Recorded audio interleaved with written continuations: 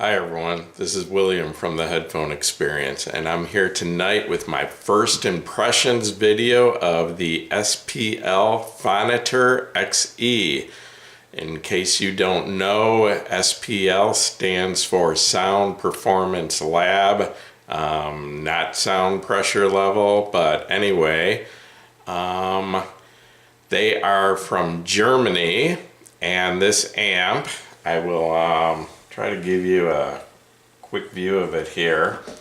And this is big enough that this requires two hands to hold it up, and it's pretty heavy, and I do not want to drop a almost $2,400 amp that's on loan to me, so I'm not going to try to hold this and point out all the features, but I will actually show you a close-up of this amp in a few minutes.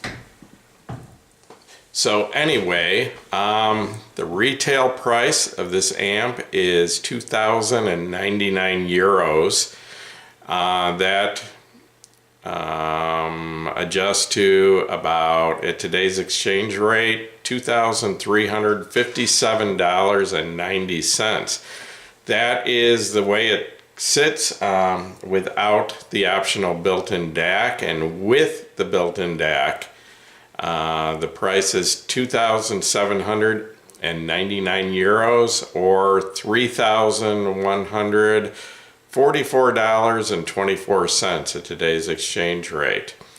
The amp is pretty good size. It's 11 inches wide. It's 13 inches deep, including the volume knob and the other controls sticking out the front, and the input connections on the back of the amp. It weighs 11.24 pounds out of the box.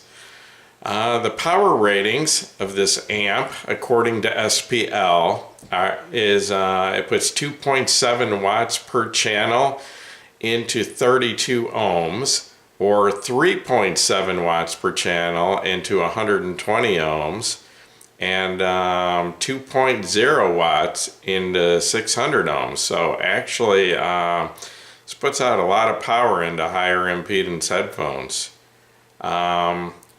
I'm going to switch over now and show you a close-up of the front and back of this amp, and I will be back in a minute. This is the front of the SPL Phonitor XE. As you can see, quite a few knobs and switches. I kind of go through them one at a time and show you what they are. You've got your matrix adjustment, which I will explain that in a few minutes, how that works. As part of that, you've got your crossfeed adjustment with 6 different steps, and you've got your angle adjustment with 4 different steps. Then you've got your source input, XLR, RCA. It also has 4 digital inputs, but this particular amp does not have the built-in DAC, so the 4 digital inputs aren't used on this amp. You've got your source, which has either mono stereo or connects it to this knob, which is laterality, which is sort of a very fine adjustment for balance, but it doesn't really work that way. I'll try to explain that in a few minutes.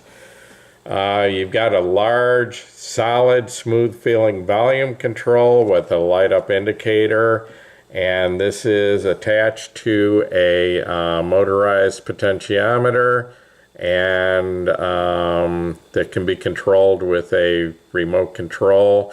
The amp doesn't come with a remote control, but it's a learning remote control that you can use almost any infrared remote to control the volume on this amp. You've got your large VU meters,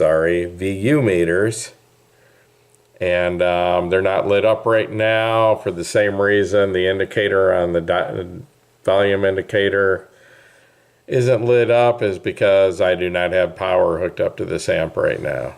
You also have your standby power on and off. You've got your standard single-ended 1/4 inch or 6.3 millimeter headphone out. You've got a switch to switch from the front to rear headphone outputs. You've got your 4-pin balance XLR output, and you've got a 3-step adjustment, level adjustment on your VU meters, which can be adjusted according to your input levels on your amp.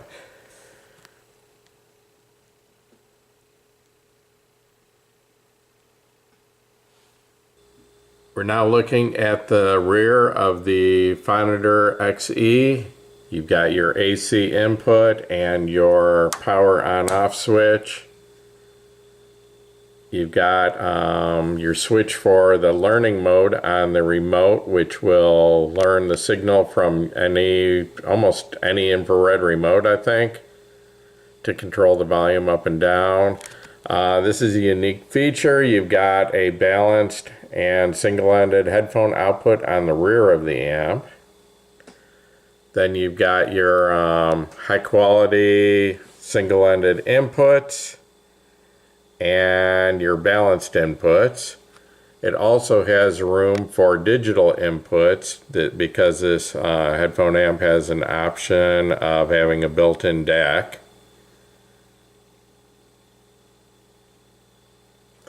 And on the bottom of the amp, not only does it have high quality, very nice aluminum feet on it with rubber pads, but it also has, this is going to be hard to focus in on, this is called the DIP switches, and I will explain that in a few minutes.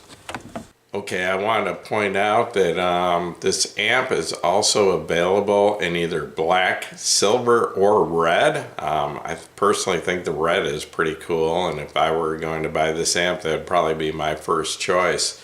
In the little close-up video I did of this, I showed you the matrix switch. Guess you can also see it here in this. You've got your matrix switch here, and to switch it on and off, and you have your cross feed adjustment here and your angle feed adjustment here.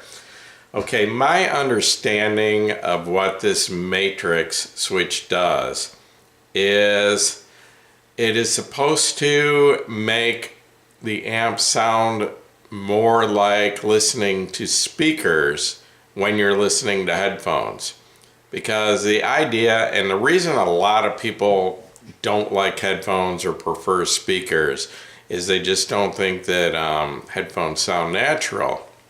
And the reason for that, the primary reason, is when you're listening to a headphone, the right channel, only your right ear is hearing the right channel. You hear absolutely zero of the right channel with your left ear. Same thing, opposite. Everything coming from the left channel, you're only hearing it with your left ear and not the right ear. Where when you're listening to speakers that are out in front of you across the room, okay, now everything coming from the left channel, you're hearing it primarily with your left ear, but you're also hearing it with your right ear, although it's at a slightly off angle, so you're not hearing it quite as loud, especially the high notes, and there's a slight time delay because the left speaker is closer to your left ear than it is to your right ear. And that's how your brain determines direction, is by this time delay.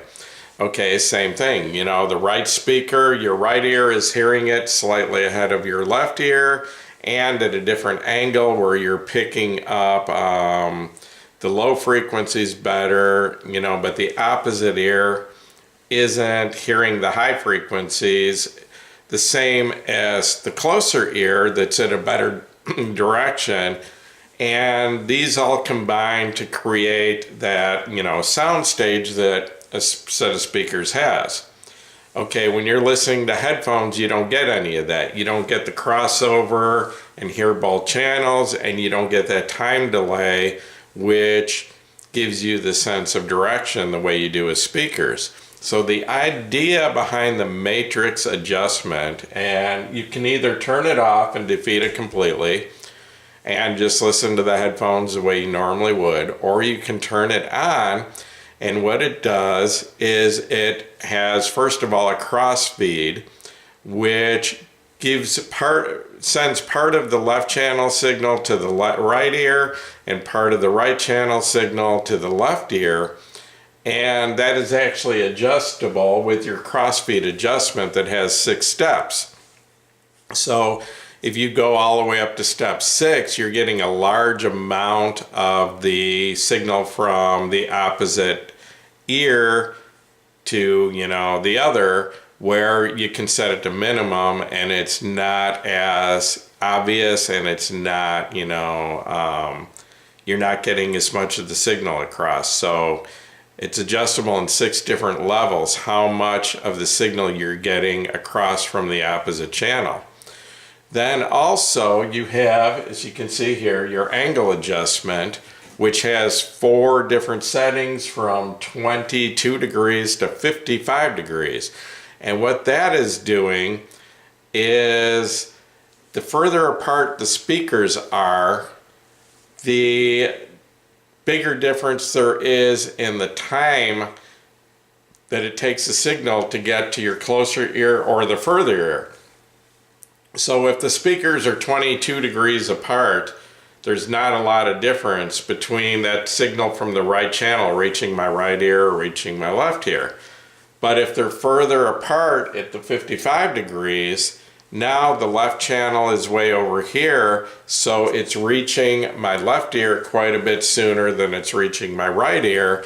And what that adjustment is doing is it's causing a time delay to simulate that difference of the angle, and actually makes the apparent angle of the speaker seem wider to you. So between the 2 adjustments, you can adjust your crossfeed, which determines how much of the signal from the left ear is coming to the right ear and vice versa. And with the angle, you can adjust the time delay of how much difference there is between the signal reaching one ear and the signal reaching the other ear. And it's pretty effective at creating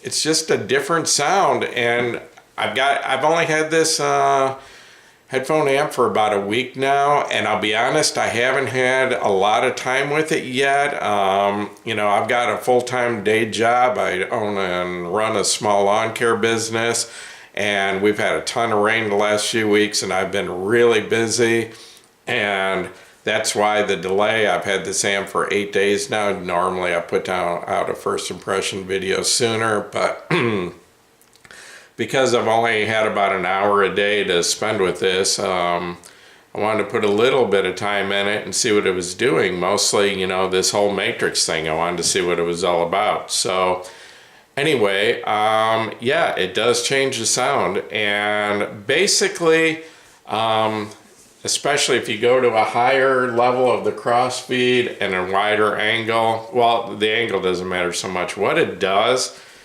is, at first I thought it was making the soundstage smaller, but that's not really the case, because I'm still hearing sounds that sound like they're coming from, far to the right and far to the left. But basically what it's doing is, especially I think it affects the vocals the most, where it focuses the vocals more to the center, where in the without the matrix adjustment being on, I listen to, music, and the vocals aren't really focused in the middle like they are from speakers so much. They sound like they're kind of coming from 2 directions at once. Not out here, but just kind of 2 directions here, where when I switch the matrix on, the vocals and some of the instruments seem to focus more in the center and be more focused. But there's still sounds coming from out further. But also what it seems to do is the vocals seem to go from being kind of here and here, not only centered, but it seems to move them back further. It seems to give more depth to the soundstage. So actually, it's pretty interesting, and I can't really say whether, I would spend a lot of time using it or not. I need to try it more and, try it with different music and, different types of music. And, you know, but it is interesting, and I think it definitely does make it sound more natural, like I am listening to speakers. But, you know, it takes away that super stereo effect that headphones give, that everything's just kind of way out to both sides. But actually, I kind of like that super stereo effect. So I'm not really sure if I like this better, but if you generally prefer listening to speakers, the way the soundstage is, and more natural sound, you're probably really going to like this Matrix thing. So anyway, I've got another 3 weeks with this amp, so hopefully I'll get more time with it and get to experiment more with the Matrix and, you know, give you a better, more detailed, you know, impression of what it's actually doing. But, you know, so I can't really tell you how much I like it right now, or if I would own this amp just because of that, but it is interesting, and I intend to check it out over the next few weeks. Okay, another thing this amp has, another feature that I find interesting, is what's called laterality. I think I'm pronouncing that right. I don't know, I've never seen that word before. But anyway, that would be this knob right here. And with this switch here, you can switch from either mono to stereo, or you can switch over where this knob affects. And I was assuming it was kind of like a balance control, but it's not really like that. And the way I think it's explained in the on the SPL website is kind of a fine tuning for balance. But if I turn it all the way back and forth from like 6 o'clock or 7 o'clock all the way to 5 o'clock, it doesn't really seem to change the volume from one channel to the other. It's not like balance where one side, you know, gets quieter when you turn it or the other side gets louder. To me, it seems like the volume is still the same on both sides, left and right. But when I focus on the soundstage, especially vocals, it seems like it moves the center of the soundstage back and forth to the left and right without really changing the volume, which is really interesting to me because I do have a slight difference in my ears, and most people do. Virtually no one has identical hearing in both ears. And my hearing is slightly better in my right ear, which when I'm normally listening to headphones, the soundstage isn't exactly dead center for me. It's usually off to about the right side of my nose. I hear the center of the soundstage about right here. And, you know, I've adjusted to it and got used to that, and it doesn't really bother me. But what I found, and this is the first headphone amp I've ever seen this feature, with this knob, by turning it, I can adjust that center of the soundstage from being the right side of my nose right to the center by putting the knob at about 11 o'clock. If I go all the way to the left, which would, you know, be like 7 o'clock on the knob, I can move the center of the soundstage all the way over to about here, or if I go the other way, all the way to the right, I can put the center of the soundstage over here somewhere. But like I said, my ears are slightly off, and another thing is that virtually all headphones, especially your less expensive headphones, the drivers aren't always matched perfectly, and one driver might be a decibel or two louder than the other driver, which is going to give you some channel imbalance and do the same thing. That can put the center of your soundstage a little bit off center.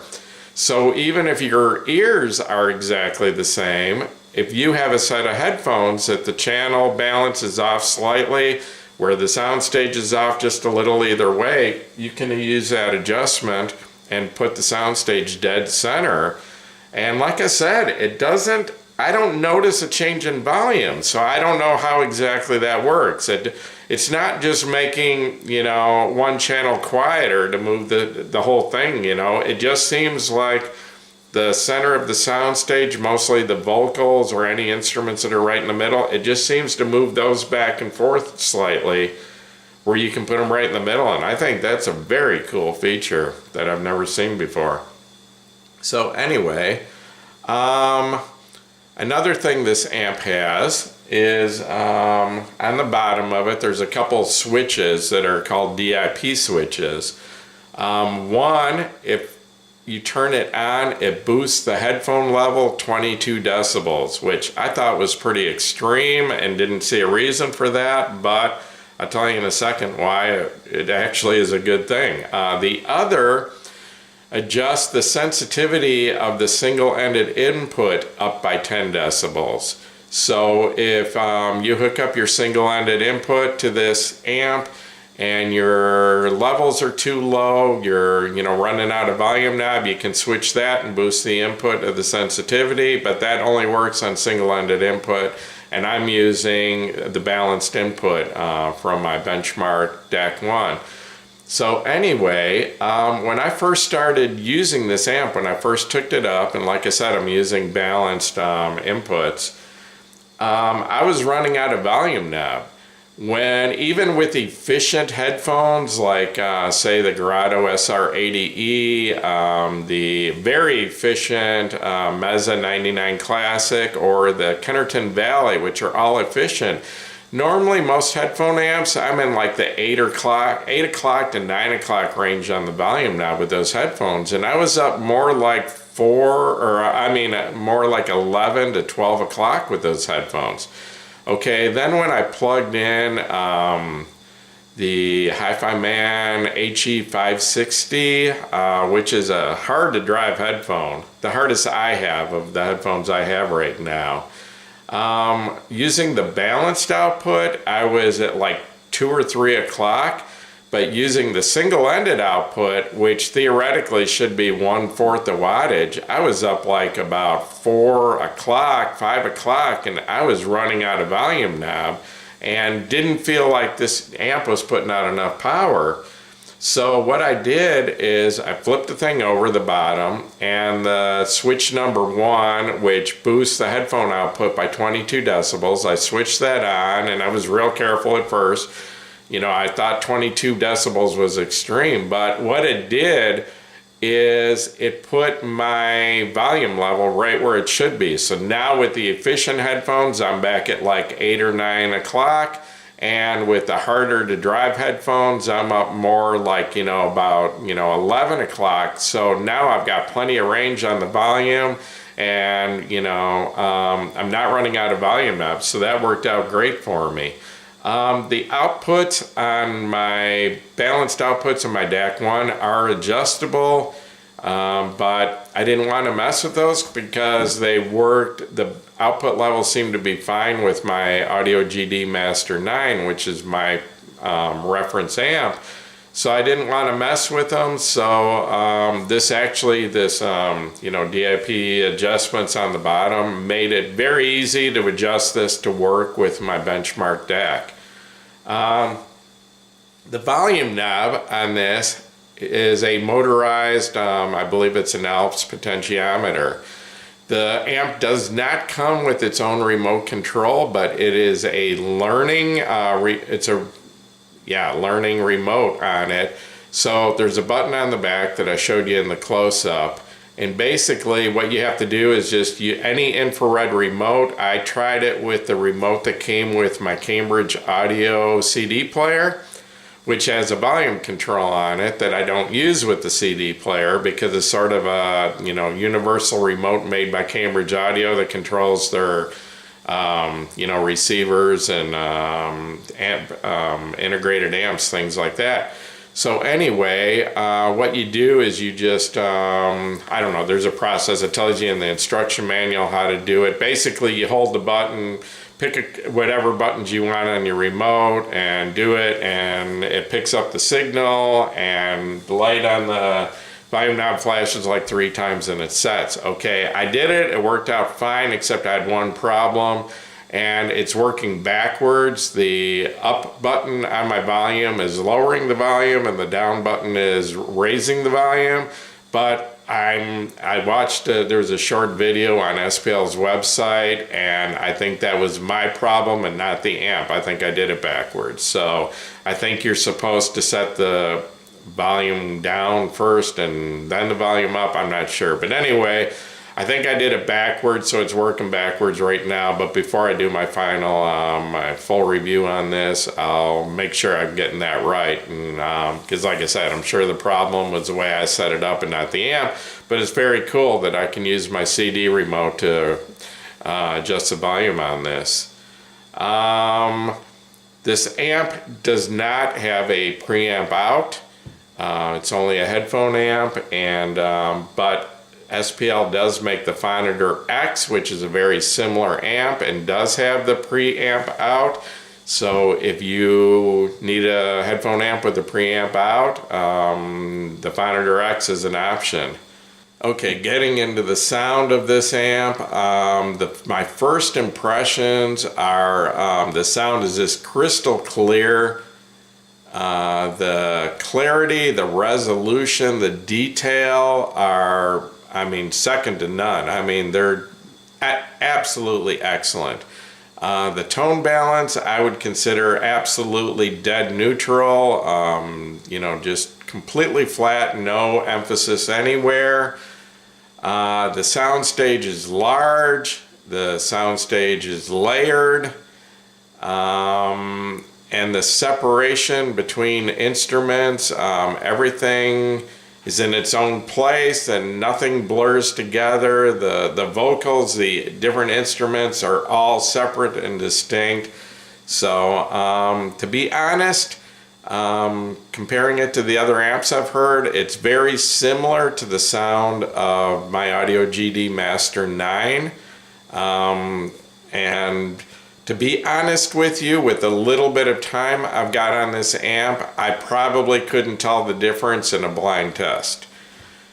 What I plan to do over the next 3 weeks is spend some time with this amp and look for the little differences. I want to compare it back and forth. Like I said, very similar in sound to the Audio GD Master 9, and I'm going to look for small differences if there are any. And hopefully by the end of 3 weeks, I can tell you what is different about the sound of this and the Audio GD. But the Audio GD is my reference amp, so, you know, saying it sounds very similar is a good thing in my impression, you know. I mean, got no complaints about it so far. But like I said, you know, hoping I can put some more time in it.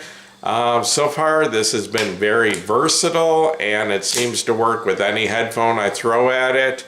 Absolutely dead quiet with even the most efficient headphones. No background noise at all, no hiss, no hum, nothing, and seems to have plenty of power. Using the balanced output, it has plenty of power for the Hi-Fi Man HE560. Although using the single-ended output, which like most balance amps is only half the voltage, which is 1/4 the wattage, it seems to be running a little short with the HE560. So if you have a headphone like that, you know, I suggest putting a balance cable on it and using the 4-pin XLR output on this. I also wanted to mention that I think I did mention that this amp did not come with the optional DAC, even though you can see the source knob here includes your digital inputs, which just aren't active in this amp. They don't change the switch apparently. And there is space on the back for the digital inputs. You'll have 4 digital inputs, your coax, your optical, your USB, and the what's it called, the 3-pin kind of XLR looking plug. So anyway, and that is about a $700 option. The DAC is 32 bits. It's DSD capable, and supposed to be a pretty good DAC, I guess, but that did not come with this. So anyway, I'm going to wrap this up. This is just my first impressions, and I'm going to spend the next 3 weeks listening to this amp as much as I can, and I will get back to you with a more detailed review of the sound and what all this amp can do. Anyway, but but yeah, enjoying it very much, and I have a feeling that it's going to be really hard to get rid of. I'm going to have to send this back in about 3 weeks, and not looking forward to that because I'm really enjoying my time with this amp. So anyway, gonna wrap this up. Once again, this is William from the Headphone Experience. If this video helped you at all, please give me a thumbs up, and please subscribe to my YouTube channel. And also, you're all welcome to join us over at the Headphone Experience on Facebook. Thank you.